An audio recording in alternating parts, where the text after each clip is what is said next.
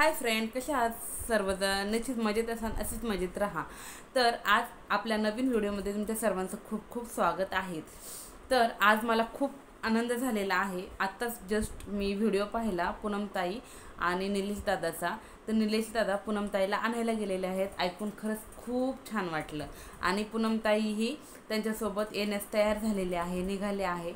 म्हणजे पहा, देव तारीख त्याला कोण मारी असं आपण म्हणतो. ती म्हण इथेही लागू पडेल, नाही का?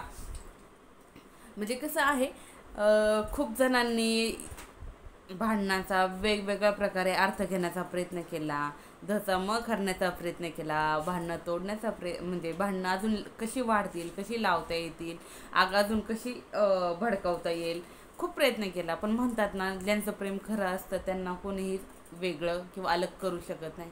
तसंच म्हणावं लागेल इथे. तर कारण कसं आहे, भरपूर गैरसमज झाले, वादविवाद झाले, सर्व काही झालं. एवढं स्ट्रॉंग डिसिजन घेण्यात आला, त्यातून पण कानावरती वेगवेगळ्या गोष्टी आल्या होत्या की त्यांनी डिसिजन वेगवेगळ्या प्रकारचे घेण्यात आले होते. तेही त्यांच्या व्हिडिओ थ्रू खूप टोकाच्या भूमिका त्यांनी खूप टोकाची पावलं त्यांनी उचलली होती.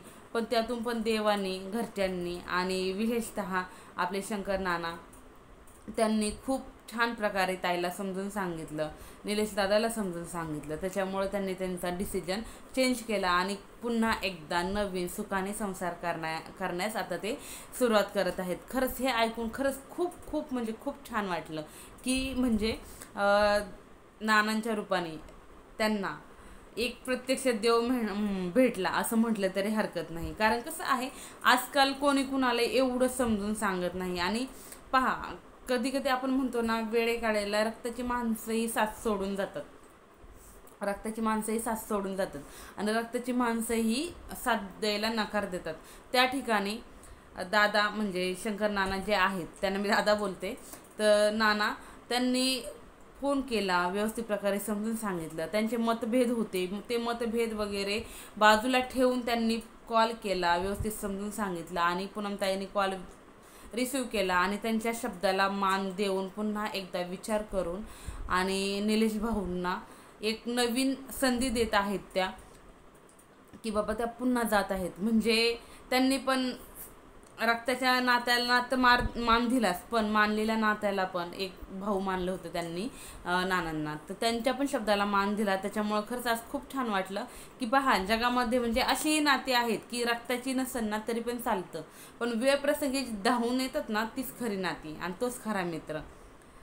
हे आज शंकर नाना जे आहेत ते आणि पूनमताई झालं, निलेश दादा झालं, यांच्या मैत्रीतून, यांच्या ज्या नातेसंबंध आहेत त्यांच्या नातेसंबंधातून दिसून आलं की फक्त रक्ताचीच नाते नाही, तर इतर आपली जी प्रेमाने आपण माणुसकीने जी जोडलेली नाती आहेत, तीही वेळ प्रसंग जर पडला तर ती धावत येतात.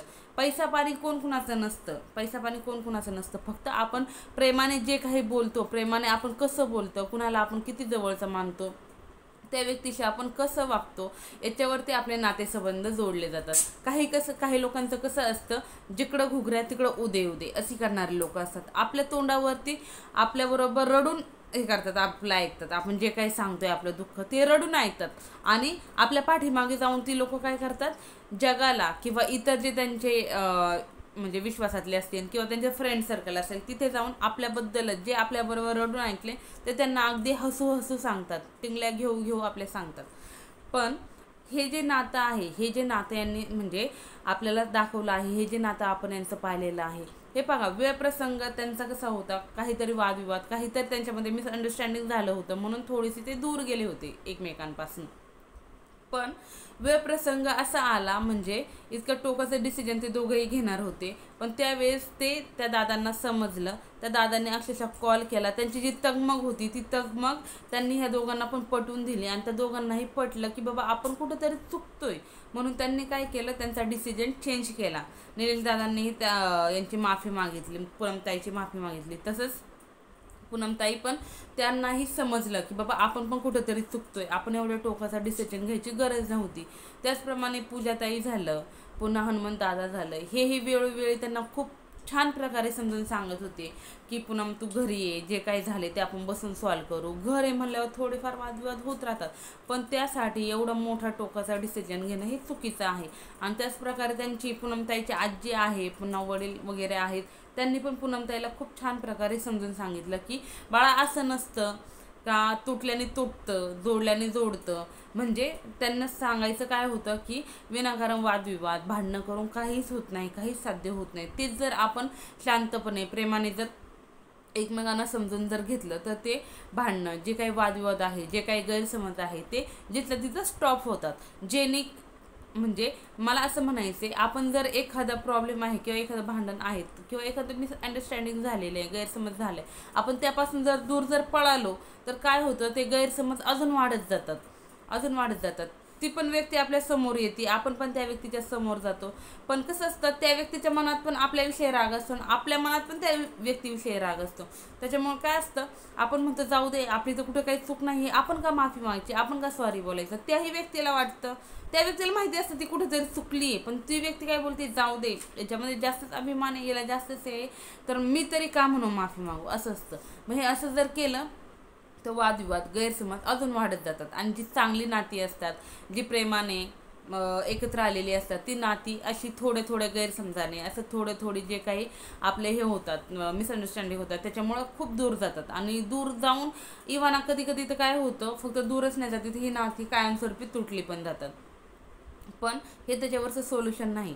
तर सोल्युशन काय आहे, तुम्ही शांतपणे शांत बसा, थोडं डोकं शांत ठेवा, थोडं एकांत गाठा. जर तुम्हाला पॉसिबल होत असेल तर एखाद्या मंदिराच्या ठिकाणी जा, तिथं सगळं आठवण्याचा प्रयत्न करा की बाबा आपलं काही चुकलंय का, आपण हे बोलायला नको होतं, हे बोलायला हवं होतं, जे आपण जर असं बोललो असतो, असं हे जर केलं असतं तर एवढं सगळं काही वाढलंच नसतं.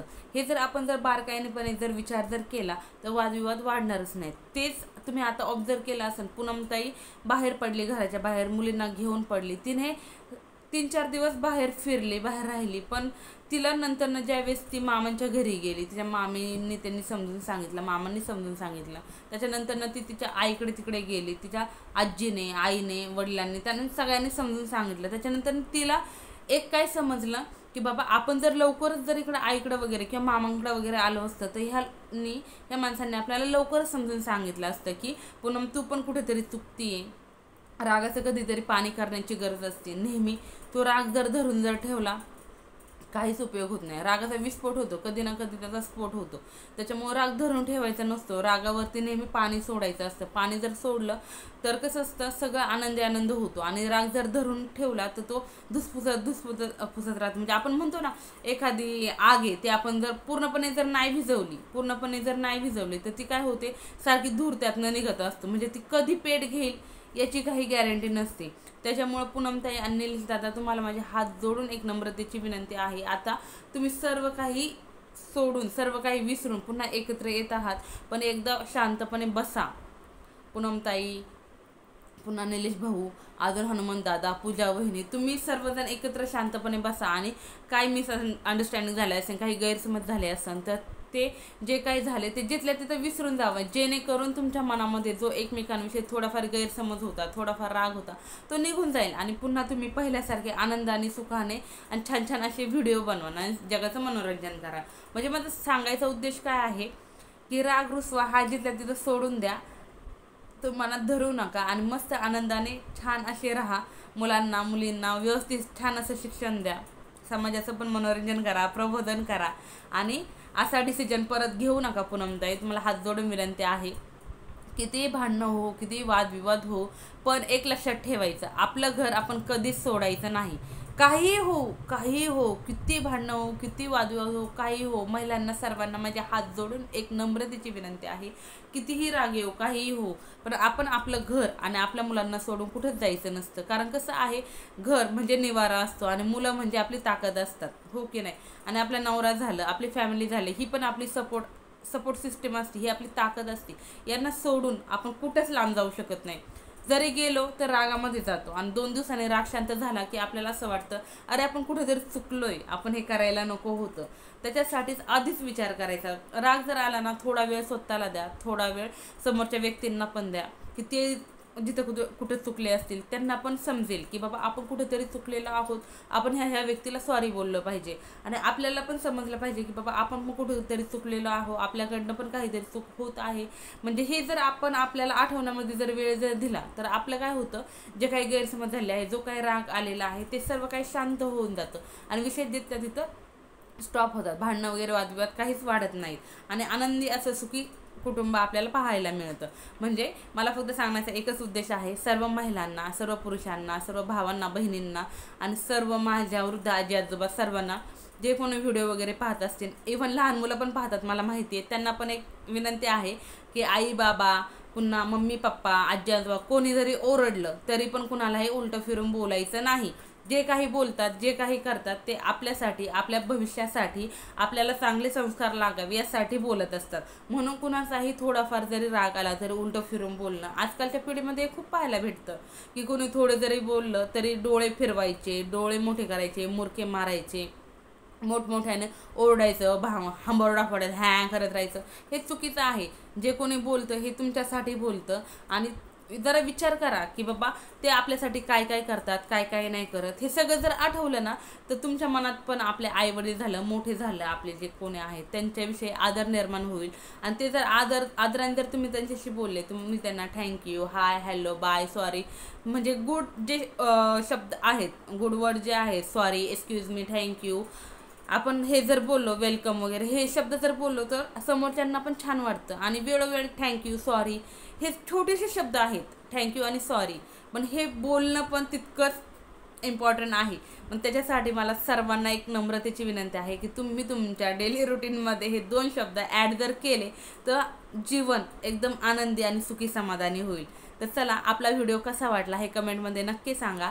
काही आवडलं असेल तर ते सांगा की ताई तू बोलली हे खरं आहे, आणि नसेल आवडलं तेही कमेंटमध्ये सांगा की ताई तुझं हे आवडलं नाही बोलणं. तर आपला व्हिडिओ कसा वाटला हे नक्की सांगा. पुन्हा भेटूया अशा नवीन व्हिडिओ बरोबर. तोपर्यंत bye bye, all of you, नमस्कार.